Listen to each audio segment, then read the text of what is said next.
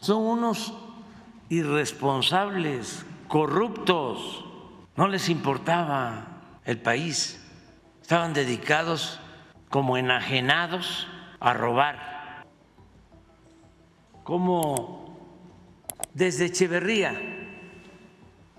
devaluación, López Portillo, devaluación, Miguel de la Madrid, devaluación, Salinas, devaluación, y luego Zedillo, Fox, Calderón, Peña y nosotros. Es la primera vez que el peso no se devalúa en 50 años.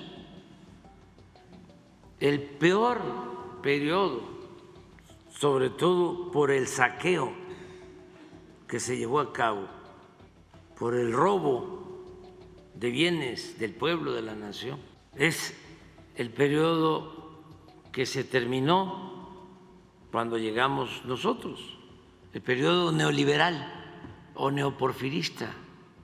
Lo menos se extrajo de México 10 veces más en los últimos tiempos que durante los 3 siglos de dominación colonial.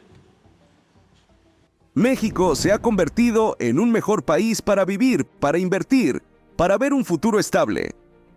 Todo esto se ha visto reflejado en las obras y decisiones que el gobierno del presidente de México, Andrés Manuel López Obrador, han tomado. Hemos visto cómo nadie se preocupó por el petróleo y lo daban por obsoleto, regalándolo a manos llenas a Estados Unidos y España. La refinería Deer Park, por su parte, es uno de los grandes logros que AMLO, quitando la corrupción, pudo comprar.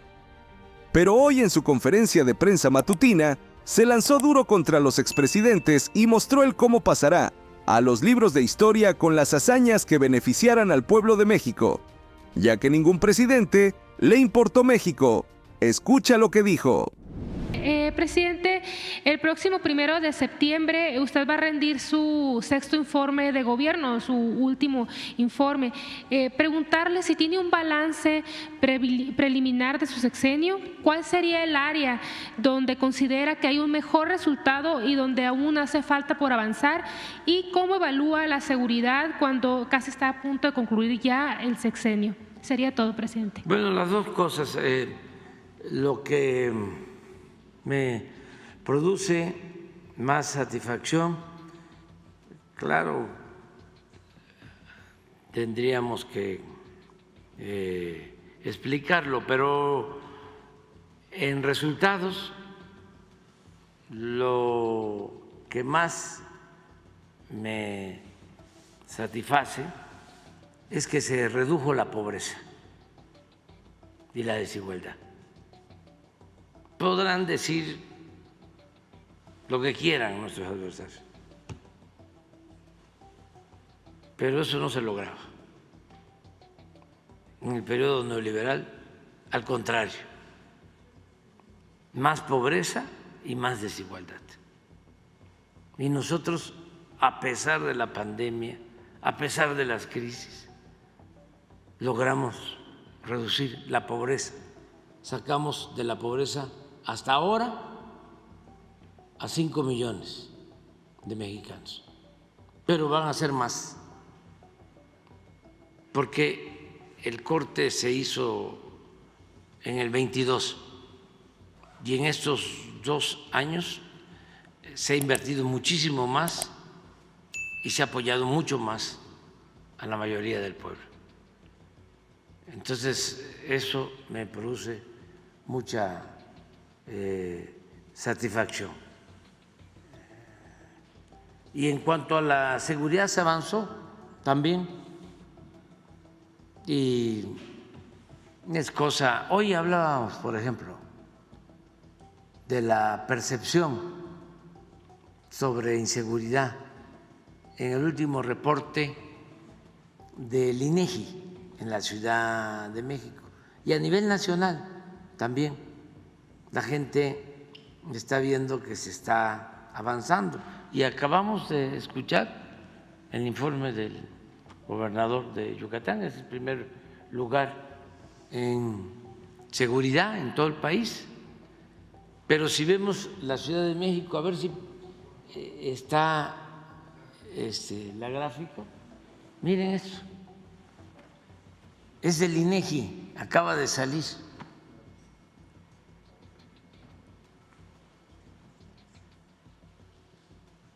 Si por eso están llegando muchos estadounidenses a vivir, a trabajar a la Ciudad de México. ¿Y por qué no pones la gráfica sobre homicidios en la ciudad? Está como hace 20 años o más, es 2 homicidios para toda la ciudad. Y miren la caída. De todos los delitos, solamente tenemos alza en datos oficiales, en extorsión a nivel nacional, homicidios, robo de vehículo, secuestro, feminicidio, todo a la baja. ¿Por qué no pones igual que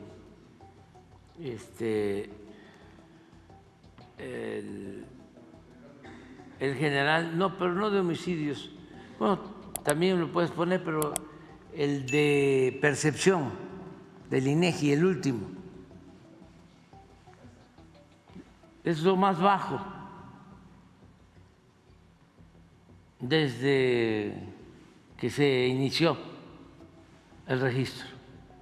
Ahora, es el INEGI.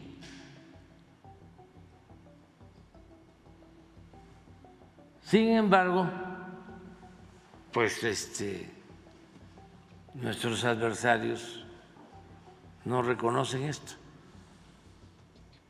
Lo que más nos ha costado trabajo es la reducción en el número de homicidios, porque nos dejaron muy arriba el número de homicidios.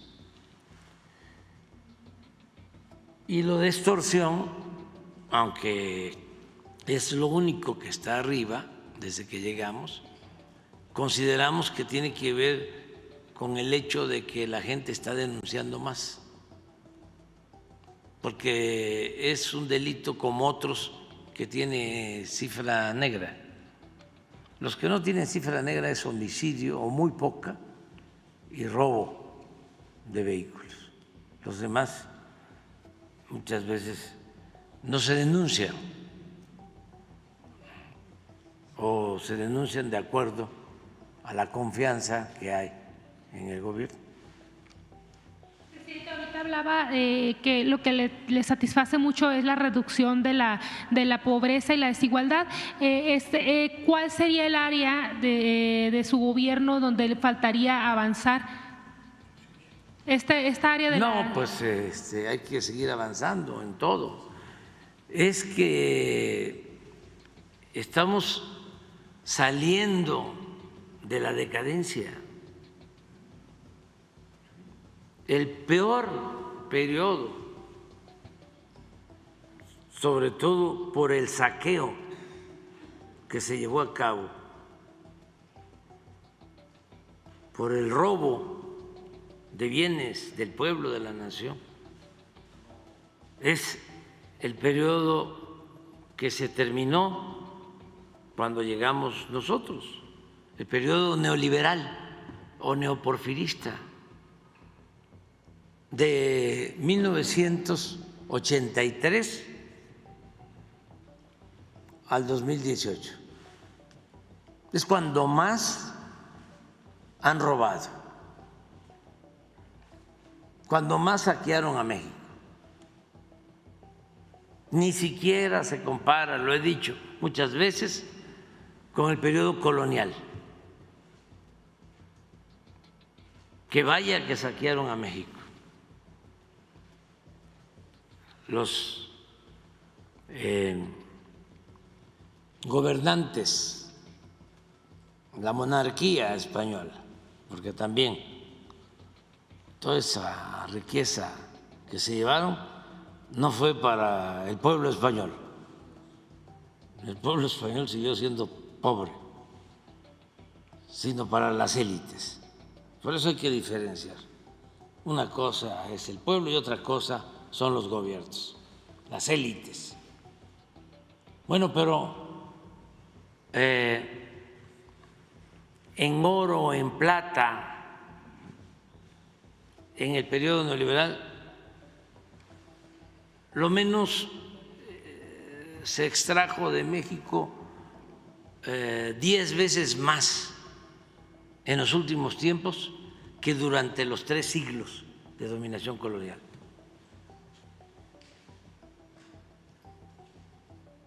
Entonces, nos tocó enfrentar una decadencia.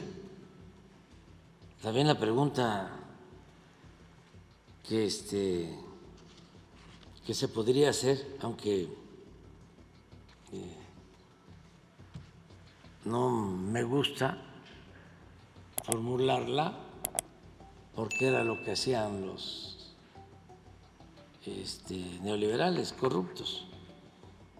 Pero decían, si no hubiésemos hecho esto, si no se aplica esta política, se hubiese arruinado el país. Sería muy bueno, ¿no?, que nos planteáramos, que nos formuláramos esa pregunta. ¿Qué hubiese pasado si hubiese continuado el mismo saqueo? ¿Cómo estaría el país ahora? Estaríamos en la industria eléctrica pagando más por la luz los mexicanos, sin duda, y generando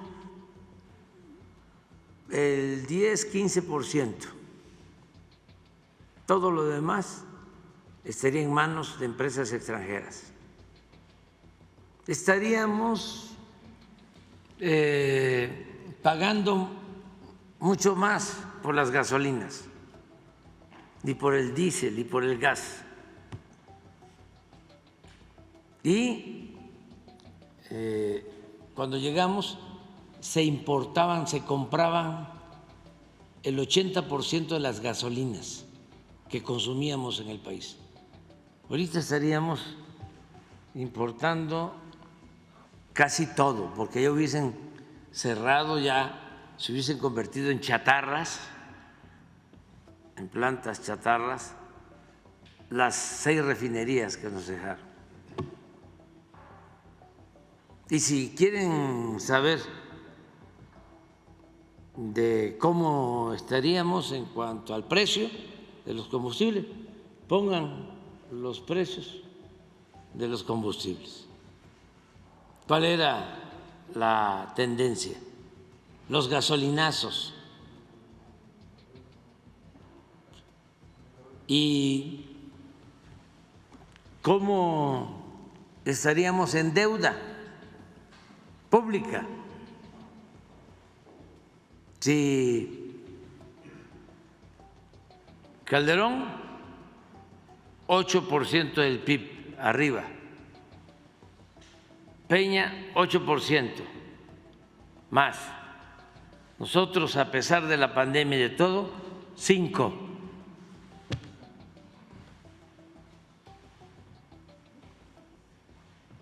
Esto lo que costaba la gasolina con Calderón, 22% aumentó. Con Peña 42%, con nosotros bajó 5.8%. Pero no solo eso, no compramos el 80% de las gasolinas, ya estamos por empezar a comprar cuando mucho el 15%, del 80 al 15%, porque desde que llegamos rehabilitamos las 6 refinerías, no hemos dejado de invertir en el mantenimiento de las 6 refinerías, compramos una refinería nueva, digo, una refinería ya produciendo en Houston, Deer Park, y el sábado ya empieza a producir completo toda la refinería de Dos Bocas. Va a producir como 250,000, 260,000 barriles de gasolinas diarias. Aquí está. Pero ¿cómo estaríamos? Esto sí era lo que se refinaba.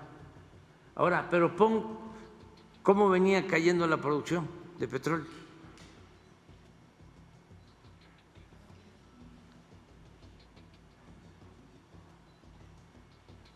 Miren, de la herencia, si seguíamos así, en enero del 19, 1.600.000. En 2004, 3 millones. En 15 años se cayó.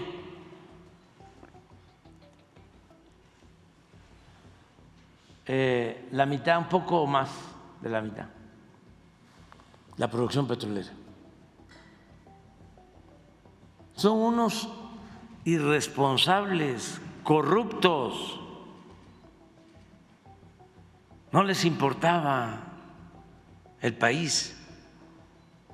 Estaban dedicados como enajenados a robar.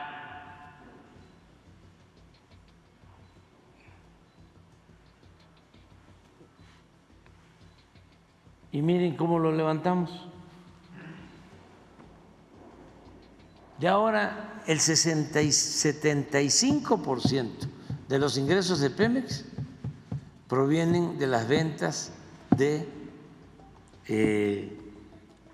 hidrocarburos, la venta de gasolina, de diésel, de turbocina en México. Y tenemos que lograr el propósito, nos falta muy poco de la autosuficiencia completa para no depender de nadie. Y el peso, pon cómo estaba el peso. Por el informe, ¿no?, que me estás preguntando. Como desde Echeverría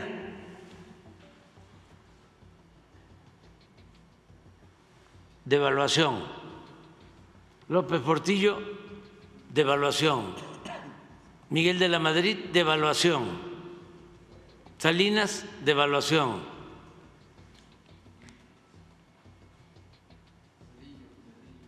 es que me pasé. Es que es de la Madrid y luego fue Salinas y luego Zedillo.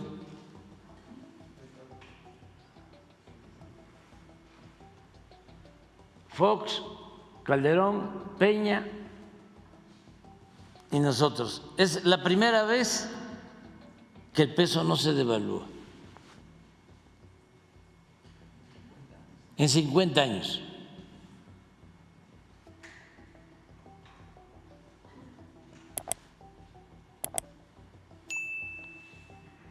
De modo que vamos muy bien, además la gente está muy contenta, que es lo más importante. Donde quiera que vamos, la gente reconoce lo que se ha hecho y claro que hay muchos pendientes todavía, Por eso fue sabia la decisión del pueblo de México de darle continuidad al proceso de transformación, porque lo que viene va a estar mejor, mucho mejor. A nosotros nos costó más trabajo, por ejemplo, lo del tren. Si Zedillo se aventó la decisión de desaparecer los trenes de pasajeros, acabó como con 150, 160 años de historia de los ferrocarriles, de un plumazo. Acabó con todos los trenes de pasajeros. Bueno, desde Zedillo a la fecha, sin trenes de pasajeros, pues se perdió parte de la experiencia en la construcción de los trenes, en construcción de vías. Fue un retroceso en términos de tecnología ferroviaria. Ahora ya estamos retomando esto. Me dio mucho gusto que hace unos días entregamos certificados a jóvenes que ya están estudiando ingeniería ferroviaria. Y imagínense el programa de la presidenta de que ahora van los trenes al norte, los trenes de pasajeros. Ya se tiene experiencia, o sea, en este tiempo, porque cuando empezamos a escuchar los términos, las palabras, ¿no? O sea, como sucede algo y empiezan a poner a los camiones de volteo, ¿no? El vulcanólogo, porque eso se da después de un volcán.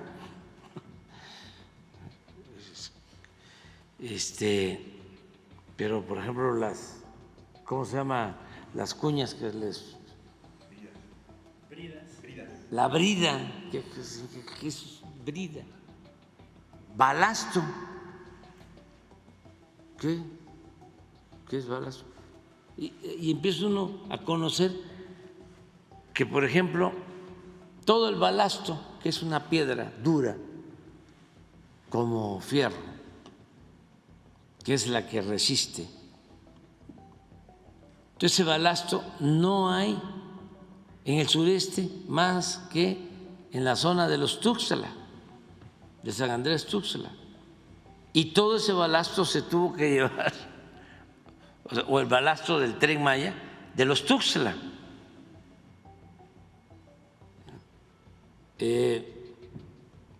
Porque es el que resiste. Y claro que hay montañas enormes en Chiapas, sí, pero no hay ese balasto que se requiere, sino en la zona de los Tuxtla. Para tener una idea, pues, los olmecas de ahí se llevaban la piedra para esculpir las cabezas colosales en balsas por toda la costa. Diego debe saber más de eso.